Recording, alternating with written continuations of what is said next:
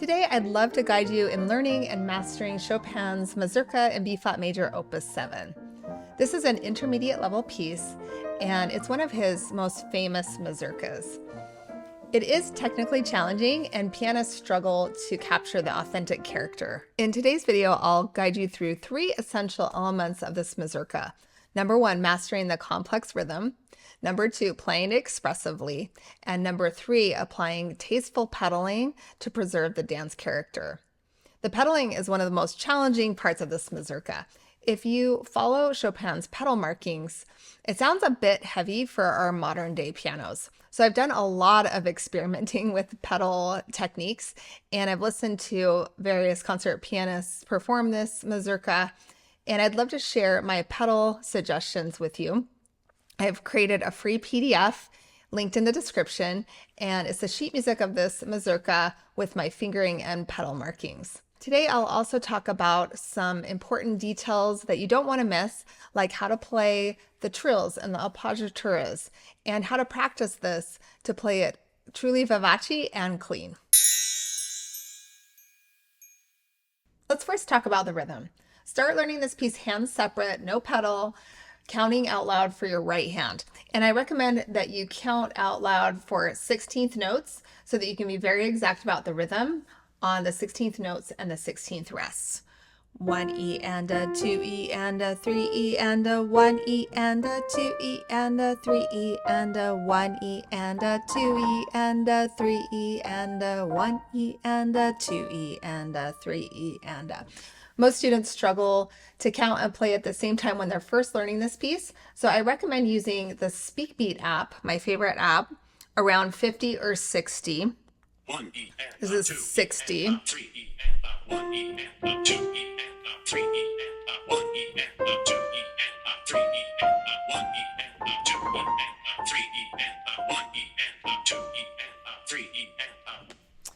Be careful with the dotted 8th note in bar 7. So it goes 1 E and a 2 E and a 3 E and a 1 E and a 2 E and a 3 E and a. After you're comfortable counting for 16th notes, I recommend transitioning to counting for 8th notes. So I'm going to put the SpeakBeat on at 70. And the reason it's easy, I recommend transitioning to 8th notes is because when you get to bar 25, this section has some triplet 8th notes, and it's pretty impossible to count the triplet 8th notes when you're counting for 16th notes. So I've got this at 70. 1 and 2 and 3 and 1 and 2 and 3 and 1 and 2 and 3 and 1 and 2 and 3 and 1 and 2 and 3 and 1 and 2 and 3 and 1 So and 2. when you get to bar 25, I'm going to count this out loud, but it is difficult to count it. So I recommend using this SpeakBeat app. Because of the triplets, it's really difficult to count it out loud. 3 and 1 and 2 and 3 and 1 and 2 and 3 and 1 and 2 and 3 and 1 and 2 and 3 and. So the and falls in between the second and the third note of the triplet. That's pretty hard to count. And then when you get to bar 32, there's 2 8th note triplets. So I'm going to put the SpeakBeat on. 1 and 2 and 3 and 1 and 2 and 3 and 1 and 2 and 3 and 1 and 2 and 3 and 1 and 2 and 3 and 1 and 2 and 3 and. This mazurka is marked vivace, which means fast and lively. My edition recommends 50 for dotted half notes. Obviously, we don't want to play it like a metronome, but you'll get an idea of the tempo.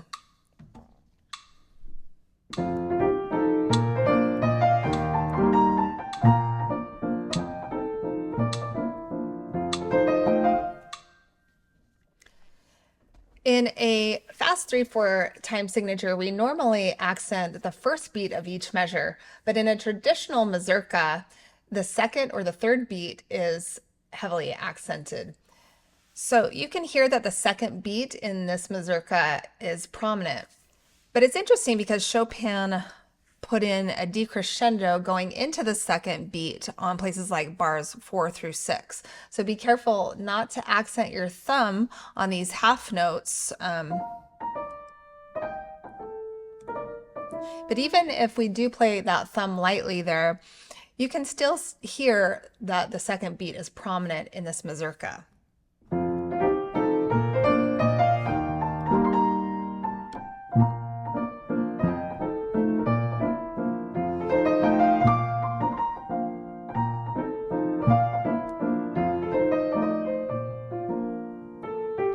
We'll get back to the lesson in just a second. I just want to remind you to click the like button and subscribe if you'd like to watch more tutorials like this on famous classical pieces.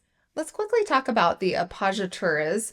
Those are the little notes on pages 1 and 2 that happen usually at the beginning of the measure. These should be played with the left hand on the first beat.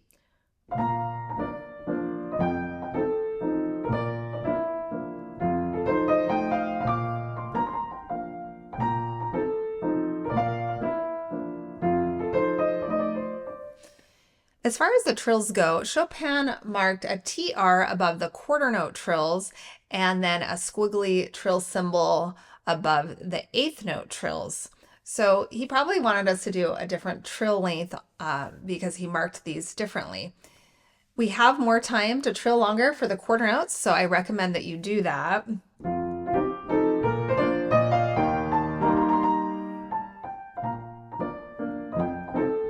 Versus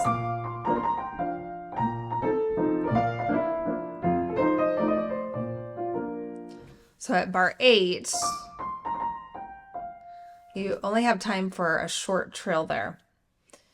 The trill at bar 3, I've heard this played 2 different ways. You can start it on the B flat, and I've also heard it where people start on the C. So the most important thing is that you're ending the trill with the main melody note, which is the B flat. The trills at bar 8 and 11, you should start on the principal melody note to maintain the melodic line. So the melody in bar 8 is, so we want to play the trill like this. And similarly at bar 11, the melody is and 2 and 3 and 1 and, whoops, 1 and 2 and 3 and, so we want the trill to sound like 1 and 2 and 3 and 1 and 2. At bar 30, my edition recommends that you start on the A for the trill. I've heard this performed both ways. So starting the trill on the G would sound like this. If you started the trill on the A. So this can be a personal preference. Just make sure you end the trill with the main melody note, which is the G, because the melody is.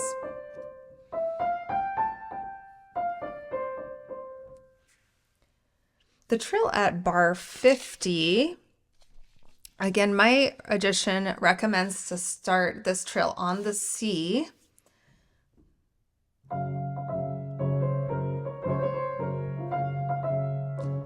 And that makes sense. It's easy to execute that way too, because you're going from a D flat right into the C.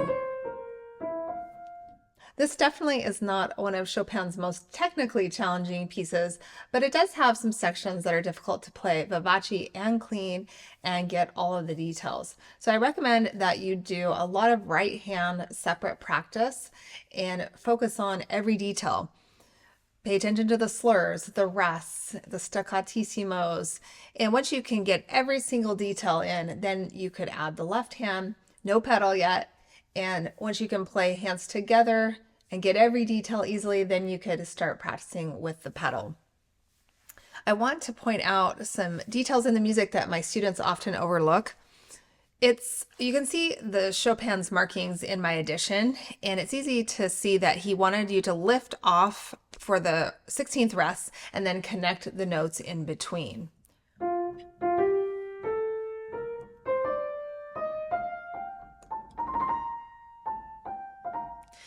And here we have these staccattissimos.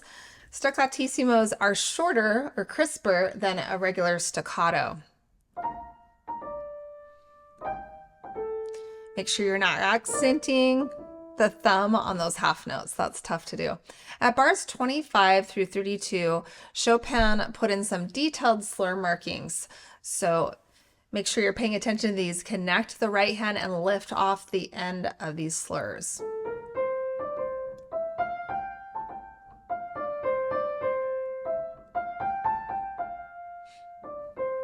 Another important concept to think about is balance between the hands. The right hand has the melody throughout this mazurka, so the left hand needs to be lighter, and think about your right hand doing the dynamics.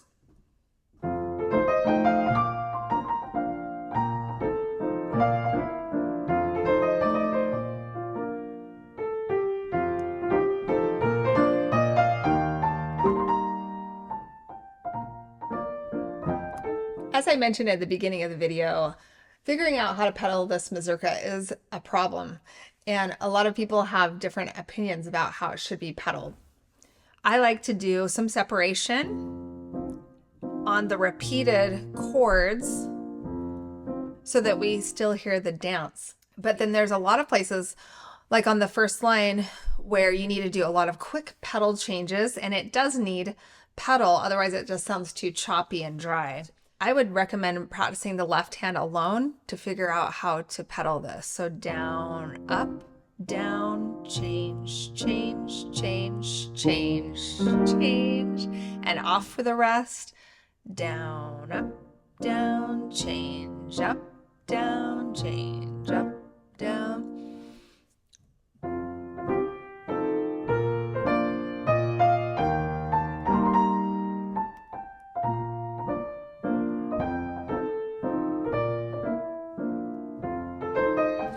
When you get to bar 45, this is a mood change, and this is very different from the rest of the piece.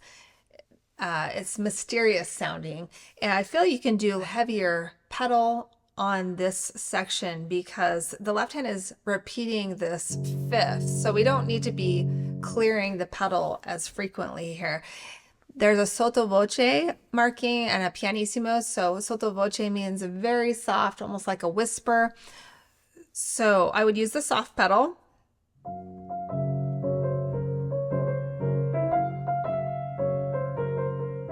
And you don't need as many pedal changes.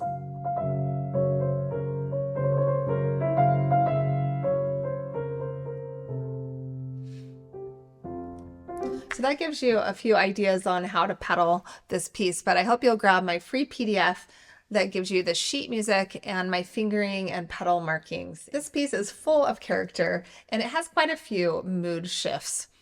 Chopin wanted this to be expressive. On the first measure, you see espressivo, and on the second line, you'll see a scherzando. Scherzando means in a lighthearted manner or jokingly. So it needs some flexibility in the tempo.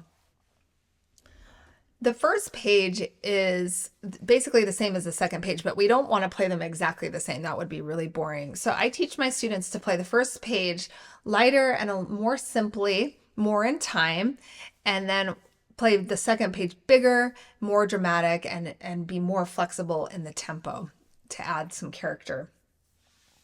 On the first phrase, the first line, push towards the highest note, and then once you reach that, you can think of a roller coaster effect where you're going to gradually gain speed through the second line. So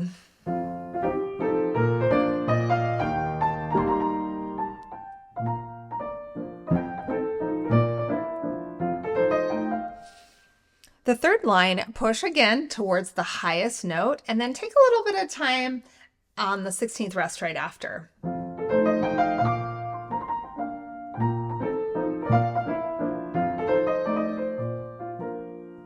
Then bigger. There's a mood shift at bar 25. This is softer and sweeter sounding here. Chopin put a lot of tempo markings in this section and articulation markings and dynamics. So really pay attention to these so that you can play this part more expressively. Notice that there's a legato at bar 25, and then he puts in some staccatos starting at bar 29. There's a poco rallentando at bar 32, which means gradually slower, a little slower. Poco means a little, and then an odd tempo right after. So listen to me play this section and listen to my articulations, the dynamics, and the tempo changes.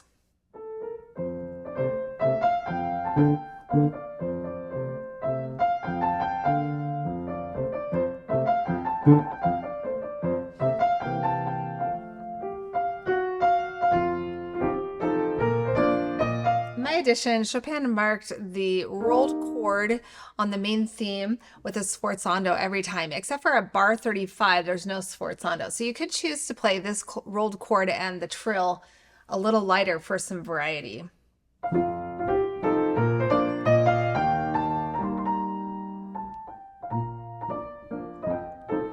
Jumping over to bar 45, sotto voce, use your soft pedal. You'll see a rubato at bar 49. That means to be flexible in your tempo.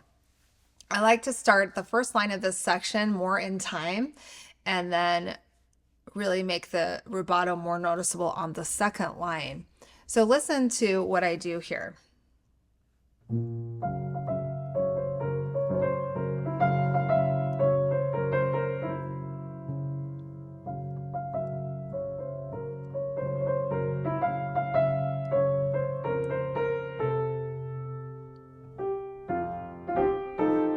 And then we're back to the main theme for the last time. So play big and dramatic.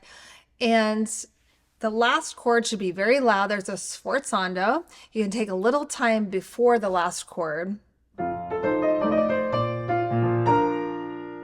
If you haven't noticed, I love Chopin. There's a lot of piano lessons on Chopin pieces on our channel. So I hope you'll check out our Chopin tutorial playlist. And leave a comment if you have any questions about this piece, or if you have any specific pieces you'd like us to create a tutorial on. Thanks for being here.